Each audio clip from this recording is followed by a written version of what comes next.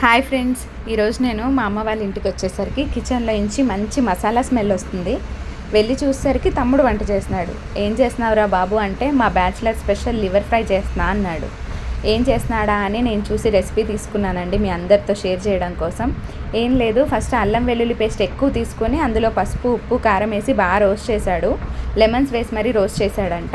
దాంట్లోకి ఈ లివర్స్ తీసుకొని వేసి లిడ్ పెట్టి బాగా మగ్గబెట్టాడండి కొద్దిసేపు. దాని తర్వాత చూడండి మగ్గబెట్టింది తీస్తే ఇలా ఉంది.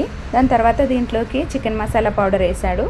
మళ్ళీ దీన్ని కూడా కాసేపు మూత పెట్టి మగ్గబెట్టాడు. ఏంటంటే ఎక్కువసేపు ఉడకనివ్వడం వల్ల లివర్ కదా హార్డ్గా ఉంటుంది కదా, బాగా మగ్గుతుందని చెప్పాడు నాకు.